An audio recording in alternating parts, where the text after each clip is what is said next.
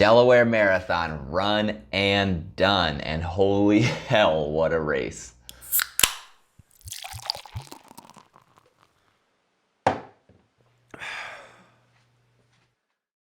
Cheers, y'all. How's it going? I hope I don't look nearly as tired as I feel, but that race took so much out of me. I really just put so much into the run trying to accomplish the goals that I set out for. Had an incredible time, but it has certainly been a long and arduous recovery so far. Finally starting to feel like a human again today, but thought that I would check in with just some updates on how I did towards my goals, sort of a recap of the entire event. I have race footage and stuff like that from the weekend that I'll edit together into like a cleaner video, but this is just gonna be sort of the narrative recap of how the race went, mile by mile, how I did towards my goals, etc. So to kick things off, I'm gonna take this off just so I don't keep bumping the mic, but wanted to show off the medal from the race, because this was one of the things I was most excited about on the run. Pretty cool looking just on its face, but one thing that you might notice is this token in the middle. And that says, "My sincere appreciation for your love and support while I prepared for this race."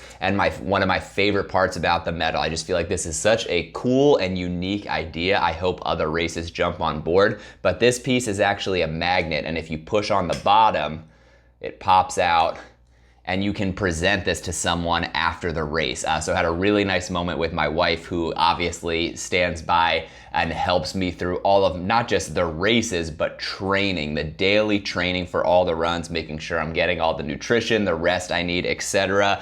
Lord knows I can be a little bit of a diva when it comes to marathon training, so just truly appreciate her support along the way, and very happy that I got to give her an actual token of my appreciation. So I just feel like that's such a cool feature. And then when you take it out, it doesn't leave a blank space. You've still got a little emblem there. First place since 1787, obviously Delaware, the first state.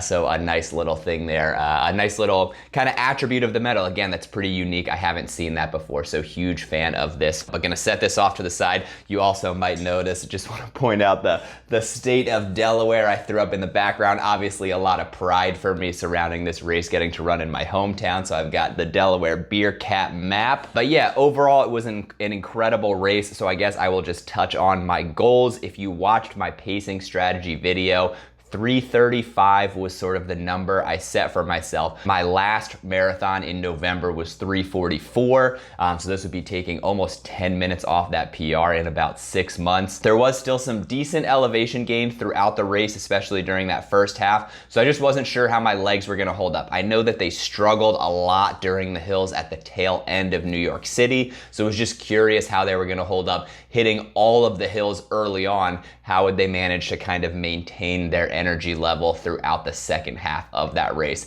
But I am here to say that pacing went incredibly well. I'll say it went pretty much perfectly, although I didn't quite hit the 3:35 goal. I ran the marathon in 3:37:40. That is an 8:18 pace. Again, a pretty substantial PR for me. So what's that, 7 minutes off of my last PR in just about 6 months. Really excited about that. I also just felt so much better during this race, mentally. Physically, my legs were still in really rough shape afterwards, just in terms of the fatigue that had set in at the tail end of that race, but I had a much easier time pushing through that fatigue and maintaining my pace, actually maintaining some negative splits or pushing for some slight negative splits for the second half of that race, which again was one of my major goals. So just very excited about how everything went. Yes, it was a brutal race. It took everything I had, but I felt like I had that energy to give. I was ready to push through it. The mental talk was certainly interesting. I'll go through sort of the ups and downs of the race, especially towards the tail end,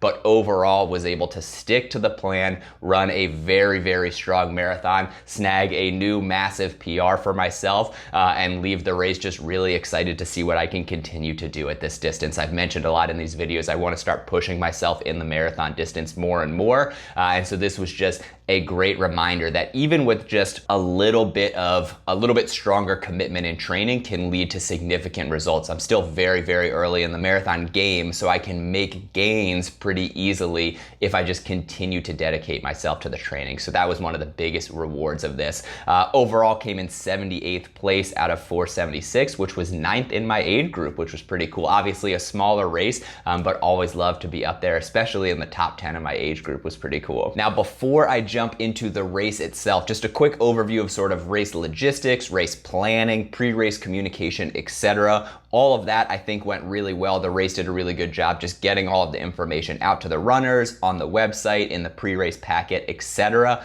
A few things I will note. One, parking was super easy for me, knowing the area, because I knew street parking was free on Sundays, so there was plenty of it.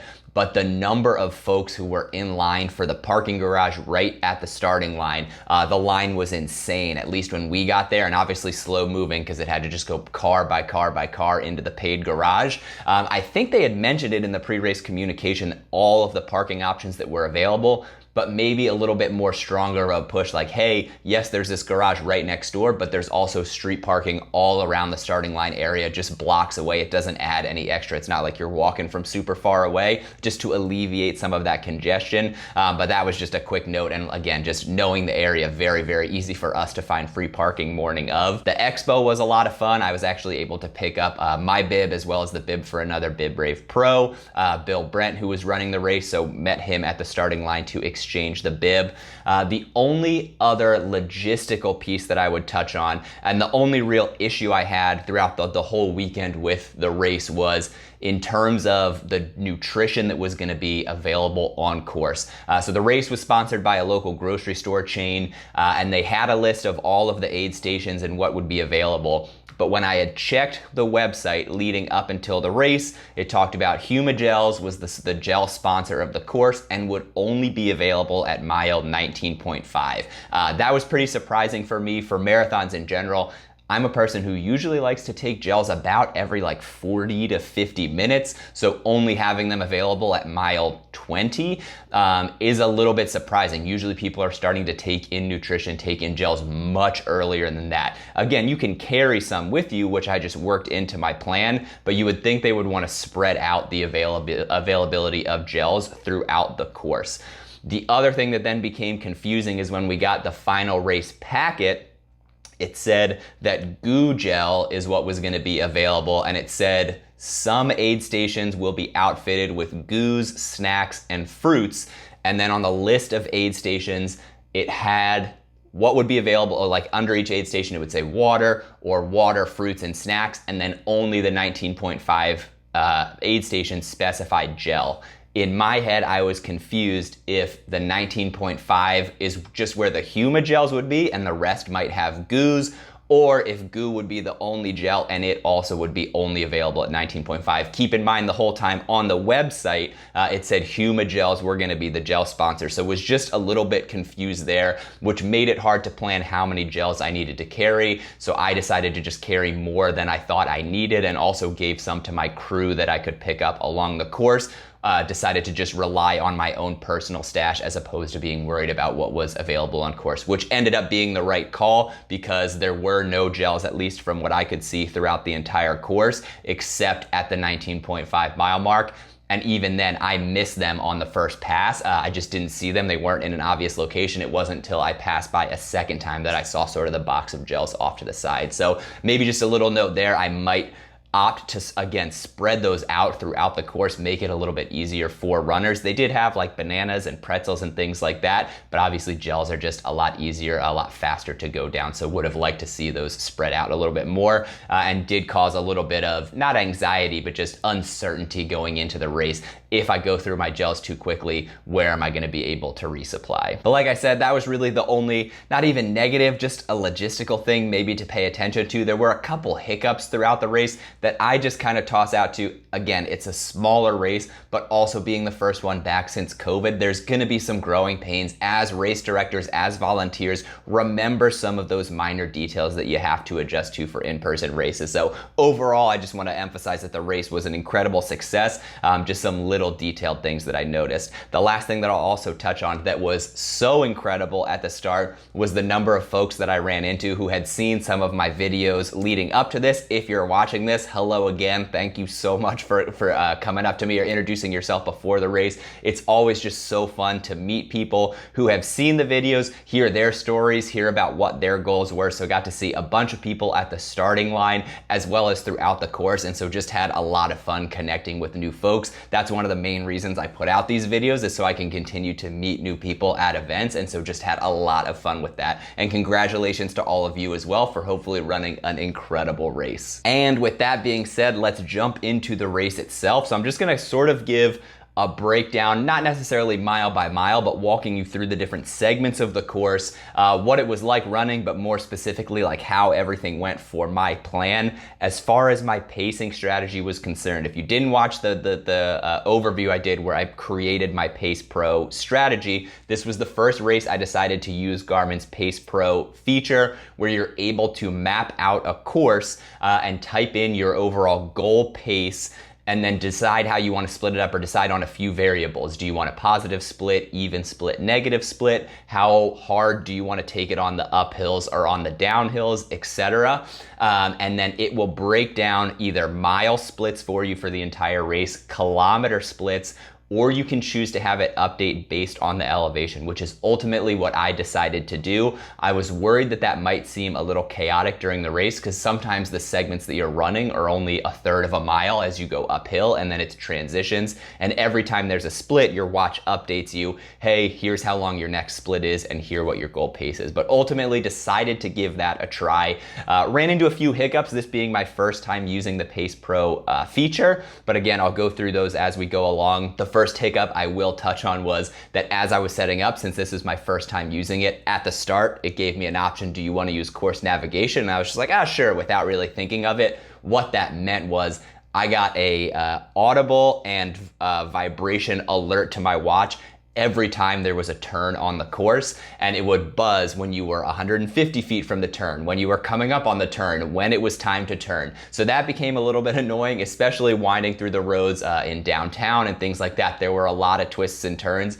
So early on, just sort of a nuisance of the feature. I don't think I will use that in the future. I can certainly see where it might be a benefit, and maybe I'll just figure out how to turn off the actual alerts that it gives you. But yeah, so I don't think that I would use that in the future, but otherwise the Pace Pro strategy went incredibly well. So as the race started, I was definitely happy that it was a smaller crowd, only because the way the course was designed was that the course for the first probably quarter mile, maybe even a little less than that, was pretty narrow. You kind of go out of the chute and then you sort of wind around onto like a bike path, river walk. Beautiful scenery, like lovely part of the course, but it is definitely narrow when you're in the tightest part in terms of crowd. So happy that at least it was a smaller crowd, so you weren't kind of elbow to elbow with folks. And then it did eventually open up onto roads where we could kind of spread out, easier to get into your groove. But the whole first half of the course, if you didn't watch my course preview, was kind of winding through downtown Wilmington.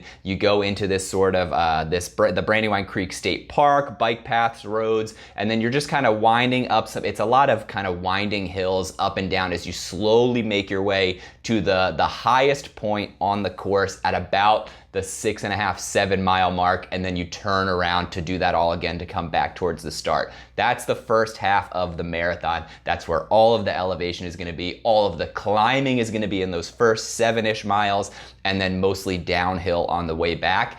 And this is where the Pace Pro feature really came into play and was a massive benefit. Was it would help me figure out when I could take it slow and just how slowly I could take it while still being able to balance those slower paces with some faster paces on the downhill to make sure I was still working towards my goal. Again, that's why I decided to do it based on elevation instead of based on mile splits, and just really appreciated not having to think about that, because it would literally say, hey, you're coming up to an uphill, it's gonna be about a half mile. take this at like an 8:40 pace. Again, I would never have been able to do that math in my head. And so just a really nice feature to take that stress, that uncertainty or anxiety off of me and just put all of my faith in the watch. And I just followed that to a T. Generally, my goal would be to run a little bit quicker than whatever the suggested pace was. Again, trying to bank time throughout the run.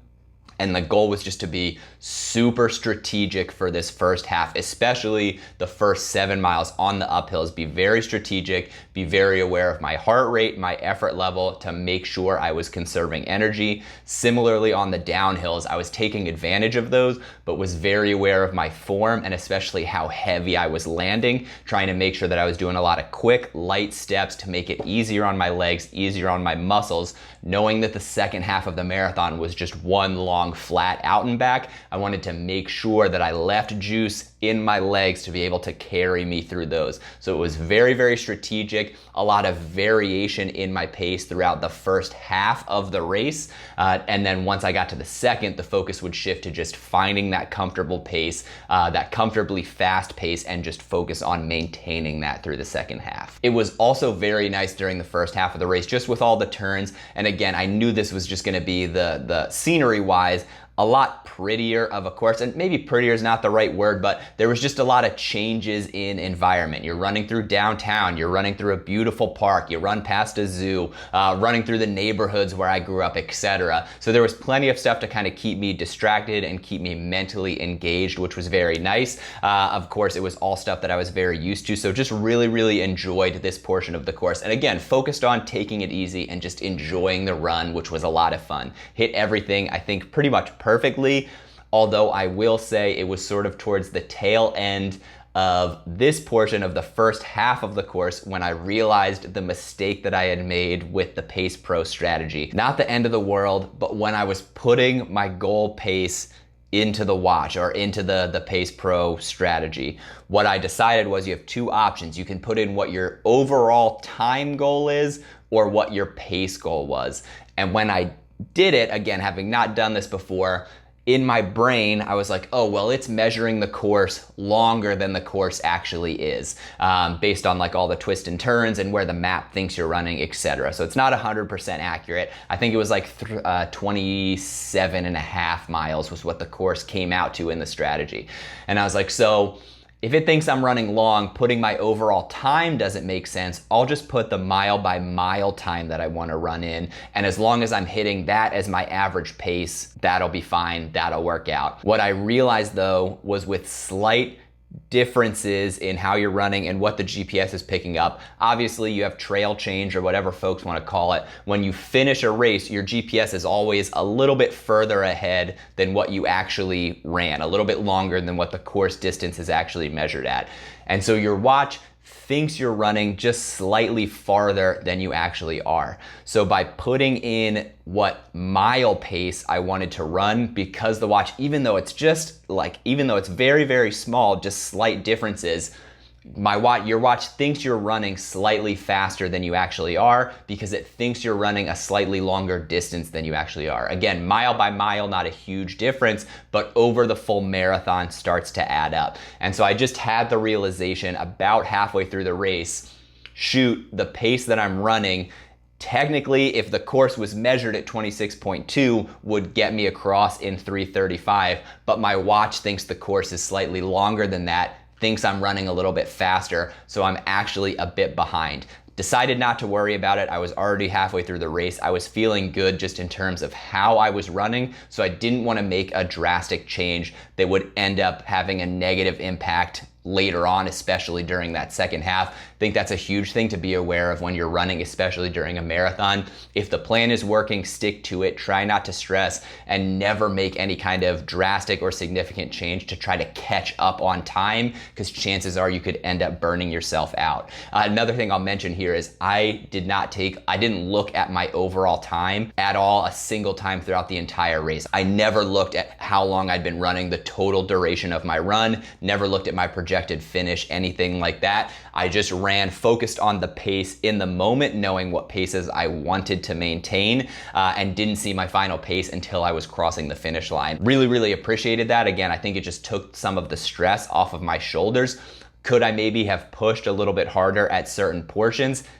Maybe, who's to tell, but I think I could spend the next several months going every detail of this race, reviewing every decision I made and talk about what little tweaks I could make. But there's no point in that. There's going to be another race. I still think this was a phenomenal effort on my part, and I think I made all of the right decisions in the moment. But just a note there that throughout the entire race, had no concept of my overall time, the total duration, or my projected paces and finish, etc. Was just focusing on the current split I was in, what paces I needed to hit the goal that I had set into the watch early on. So all of that being said, that's where I was at mentally getting ready to start the second half of the course. Again, you wind all the way back down. The second 7 miles are kind of down, doing that downhill, retracing the first half that you just ran. You get back to the starting line, and then the second half is sort of basically just one long out and back on a single kind of nature trail bike path that winds its way out about 7 or so miles,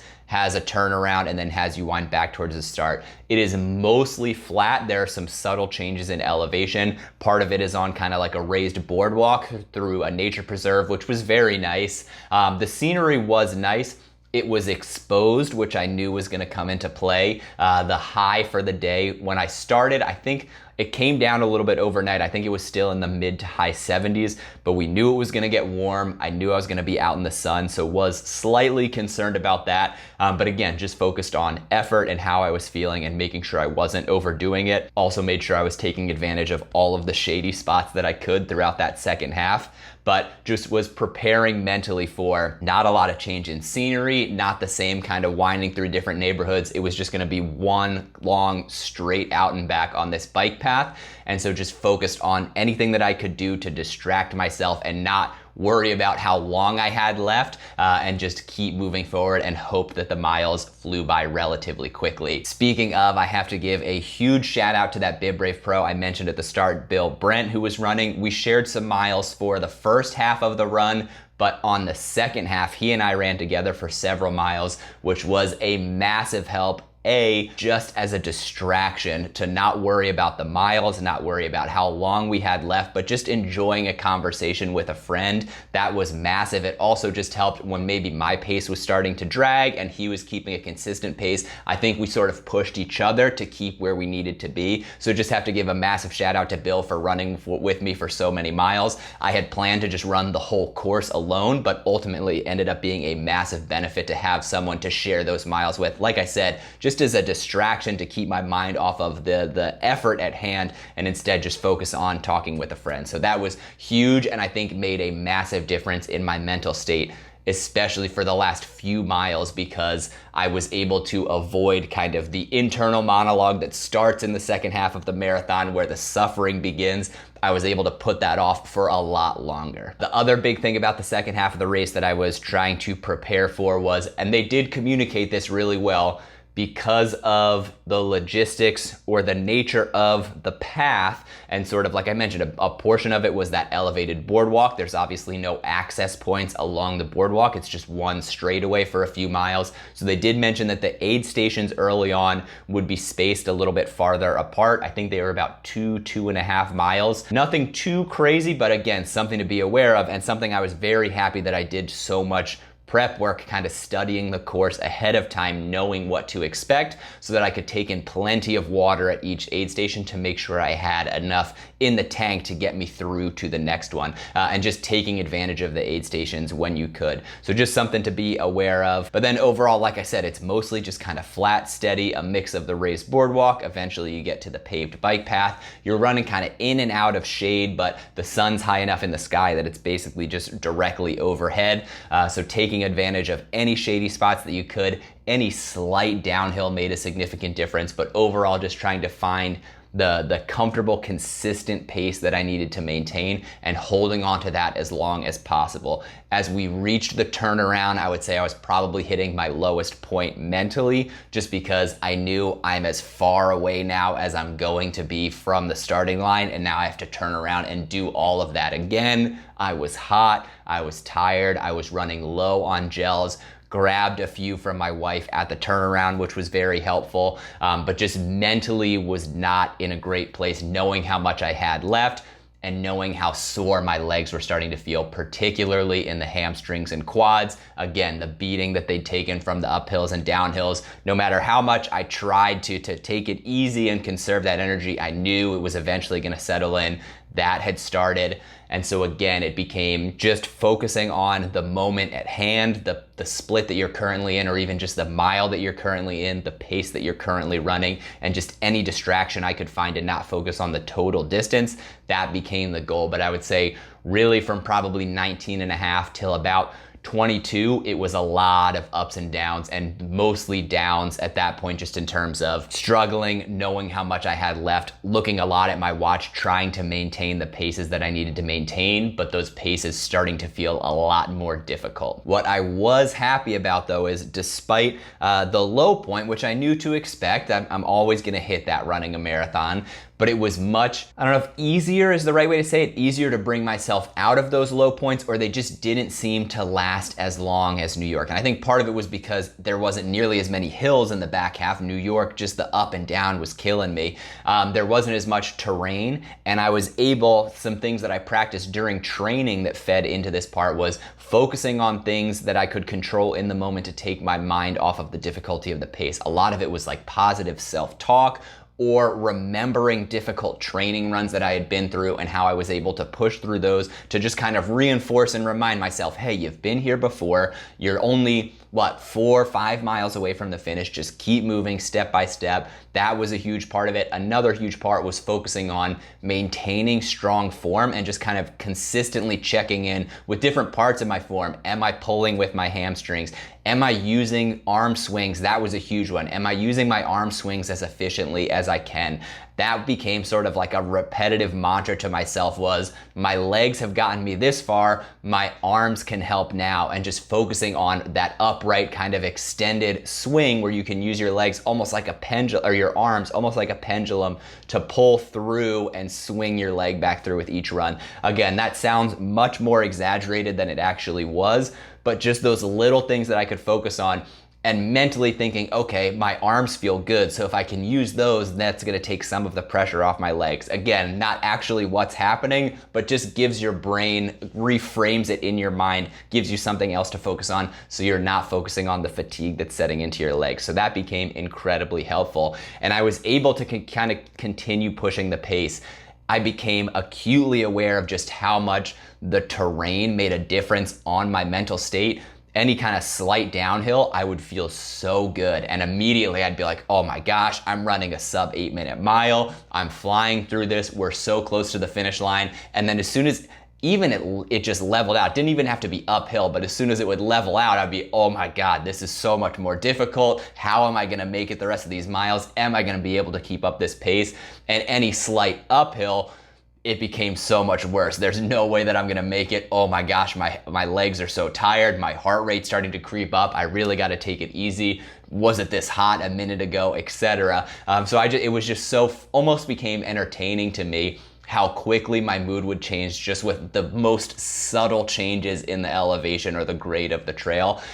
It sucked in the moment, but very, very funny to reflect back on. And that's really how the second half of the race went. It was very consistent, but very, very acutely focused on my mental state and finding mantras, little things that I could repeat in my head, anything I could do to just keep my form strong, keep consistent at the pace I needed to maintain, and even start to slowly pick up the speed every mile closer to the finish line. I also just wanted to make sure that I wasn't overdoing it. I think that's a major concern, especially during maybe like a slight downhill, when you start to feel good. 4 miles is still 4 miles. You don't want to, again, make a drastic change that's going to have negative impacts later on. So just trying to maintain consistency, looking at my goal paces and just trying to hit as closely to that or a little bit under that as long as it was still comfortable. So that's how the remainder of the second half went until the final mile. Once you hit the final mile, it's okay, now I can open up a little bit. Let's make sure to finish strong. Again,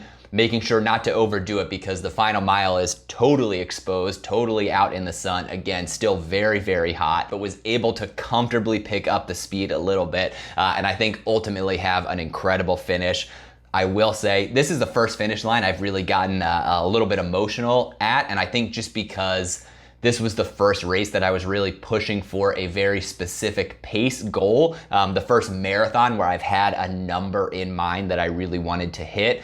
And as I was running down the chute, I glanced at the clock and I could have sworn, no matter how many times you asked me, I looked and I saw 3:33 and was overwhelmed with joy. I could not believe it, especially with the pacing error I noticed early on. I thought there was no way I was gonna hit 3:35. I saw 3:33 and was overjoyed.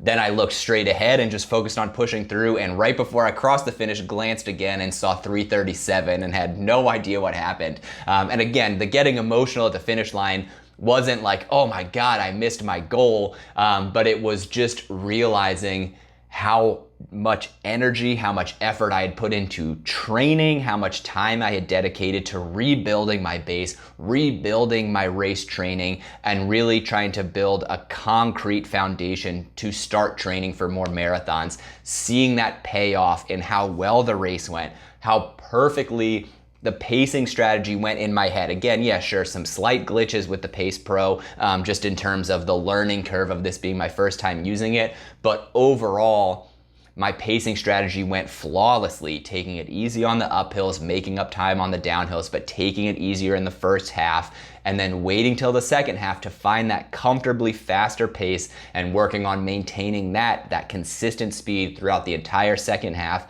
if not slightly speeding up at the end. And I was able to pick up the pace for the last few miles, ran a couple of sub 8-minute miles on that second half, and was just so overwhelmed with how well the preparation came through in this race and how well I was able to perform. So even though I didn't hit the 3:35, was just so unbelievably excited for those numbers that I did hit, with how well the race went, and the fact that I was running through my hometown. My family was there to cheer me on. It was just such an unbelievably emotional experience for me, and just such a fun race. I had been looking forward to this for so long. I've been wanting to run this race for so many years, and all of that kind of came crashing in at the last minute, crossing that finish line.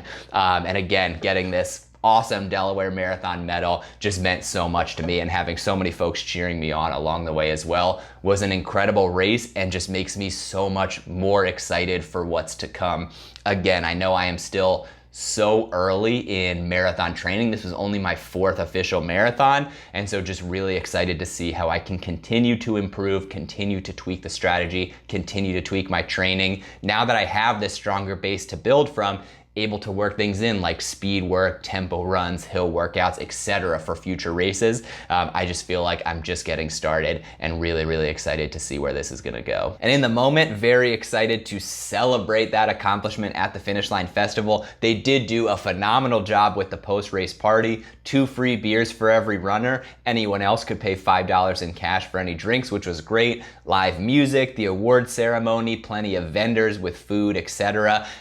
It was just a lot of fun. It was great also seeing a handful of the folks that I had seen on the course and before the race, getting to catch up with them to hear about how they did. Again, massive congratulations to all of you who also participated in the race. I hope you all had as much fun as I did. And now I am just so excited to turn my sights towards what's next. Right now for me, that means we are shifting our sights to the Mohican 100-miler, which is, I think, just over 5 weeks away at this point, which is insane. I'm gonna continue to take some days off, let my legs recover, but I think it's now gonna shift to a lot of just slow time on feet efforts to get ready to hopefully prepare these legs to carry me across 100 miles of trails in Ohio in the first weekend in June. But that's for future Ryan to worry about. Right now, just celebrating the accomplishment, as you all should be doing as well. I hope you all had an amazing weekend. I hope you all enjoyed the race so much. Thank you as always for tuning in. I hope you enjoyed the slightly long-winded recap of the race, and please look forward to the race footage as well. I'll be putting that together shortly, but continue to enjoy your training or recovery if you are recovering from a marathon this weekend, and I'll see you around. Cheers.